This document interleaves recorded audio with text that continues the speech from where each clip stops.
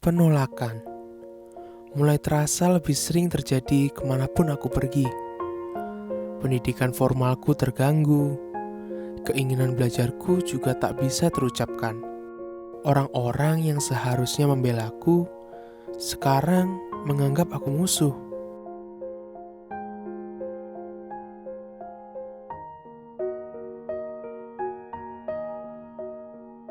Mengenai kasih orang tua pada anak, tentu dengan anak yang normal pun kita juga harus mengasihi. Tetapi pada anak autis, karena dia mengalami gangguan komunikasi dan perilaku, maka perlakuan kita pada anak ini berbeda dibanding anak yang normal. Jadi bukan berarti adil itu yang anak normal begini, maka anak kebutuhan khusus harus begini. Kita yang penting di sini adalah memahami kebutuhan dari si anak. Jadi seperti gangguannya dia terhadap suara yang terlalu keras sehingga dia sensitif, maka kita sebagai orang tua harus memahami, harus bisa menetralisir hal itu. Dan kasihnya kita kepada anak tentu nggak bisa dibedakan. Kasih pada anak ya semua harus rata, bahwa mereka dikasihi dengan seperlunya mereka. Mengasihi anak autis atau yang bukan autis itu tidak perlu dibedakan. Jadi sama, orang tua mengasihi anak autis atau anaknya yang tidak autis itu tetap sama. Mengapa? Pengalaman yang pernah saya alami ketika seorang ibu mengasihi anaknya yang autis lebih dari saudaranya yang lain, ternyata menimbulkan masalah baru bagi saudaranya yang tidak autis. Jadi orang tua dalam mengasihi anak mereka yang autis dan yang tidak autis tetap sama. Supaya apa? Supaya mereka juga dapat merasakan kasih itu yang tidak dibedakan. Kalau anaknya yang tidak autis dikasih lebih lagi, itu akan menyebabkan anak yang autis semakin tidak mendapat perhatian.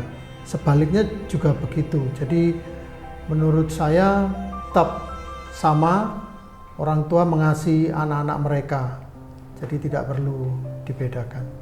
Kita dalam proses mendidik anak autis, maka kita sebagai orang tua juga akan berhadapan dengan istilah family bullying. Ini adalah tipikal untuk keluarga yang ada di Asia, bahwa anak itu selalu dibandingkan dengan saudara, dengan sepupu, dengan tetangga. Pembandingan ini memang bagi orang tua atau bagi keluarga itu paling gampang. A dibandingkan dengan A, B dibandingkan dengan B. Kamu bisa begitu, ini bisa begitu. Nah, tapi kenyataannya kita mesti sadar bahwa tiap anak itu berbeda-beda. Tidak seperti cetakan. Jadi semua punya kebutuhan pendidikan dan keunikannya mereka masing-masing. Kita orang tua pinter masak, pinter sport, pinter olahraga.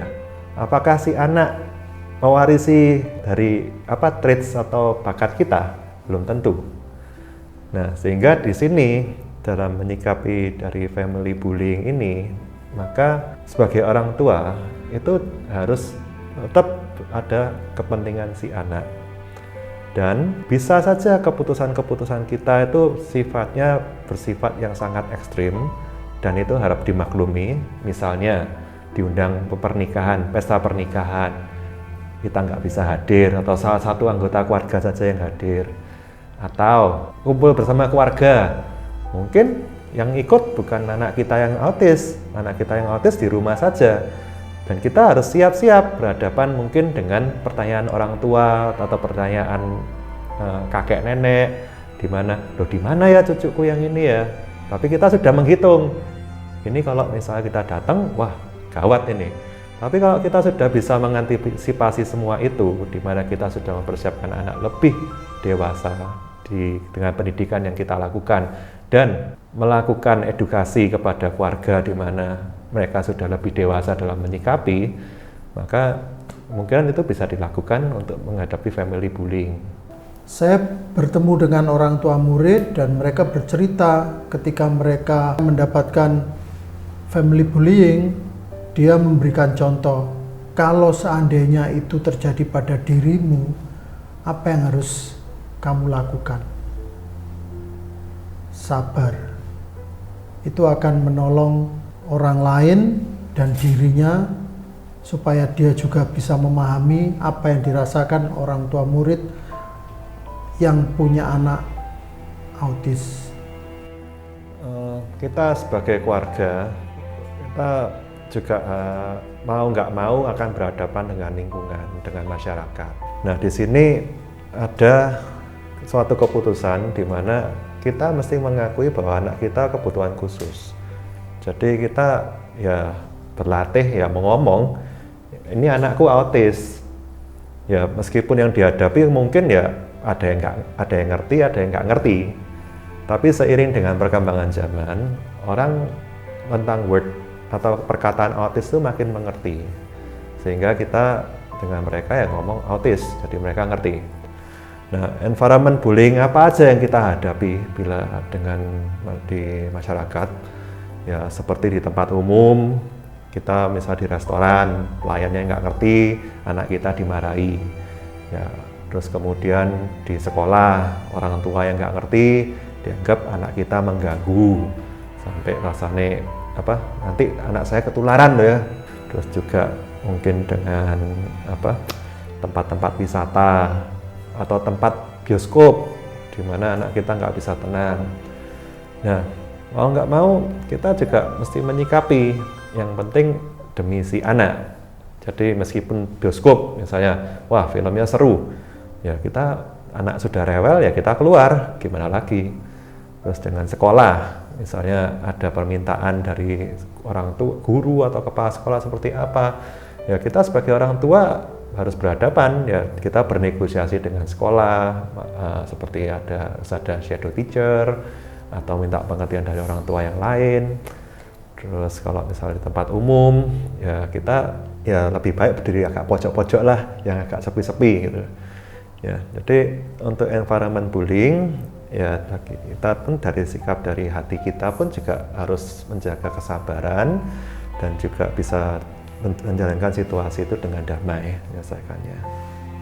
Dalam menghadapi environment bullying, kita bisa sebelumnya mengadaptasikan anak-anak dengan di mana dia tinggal, di lingkungan apa yang akan dia masuki. Misalkan tadi sudah disampaikan kalau di tempat-tempat umum, di bioskop, di gereja, di sekolah, saya punya pengalaman bagaimana saya mengadaptasikan murid saya sebelum dia nonton bioskop. Saya ajak ke area bioskop itu, lihat posternya, terus memberitahu dia nanti kita mau nonton. Terus kalau kita ke toilet umum di mall itu saya ajak dia untuk menggunakan toilet umum. Nah, apa yang dilakukan yaitu mengadaptasikan. Dengan adaptasi yang sudah dilakukan, anak-anak ini belajar.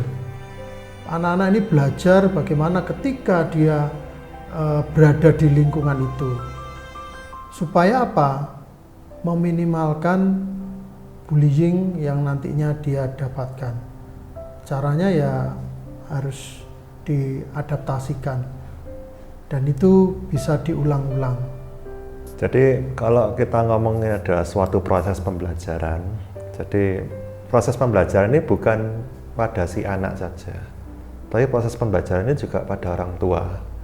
Jadi di mana kita sebagai orang tua yang mungkin kita punya prestis, kita punya harga diri, kita punya status sosial yang mungkin tinggi. Dengan kita punya anak yang berkebutuhan khusus, kita tuh belajar untuk menerima apa adanya, dan kita apa adanya kita untuk bersikap kepada masyarakat dan keluarga.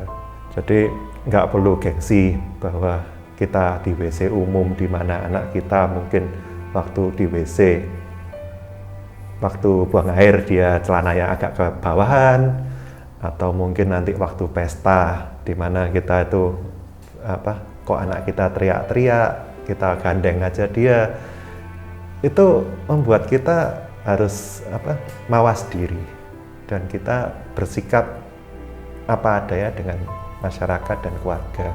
Dan di sana kita bisa melihat siapa yang teman, siapa yang teman sesungguhnya di lingkungan kita. Jalanku semakin berat, namun aku bersyukur orang tua dan saudaraku ada di sisiku. Aku akan mengingat kebaikan mereka selamanya.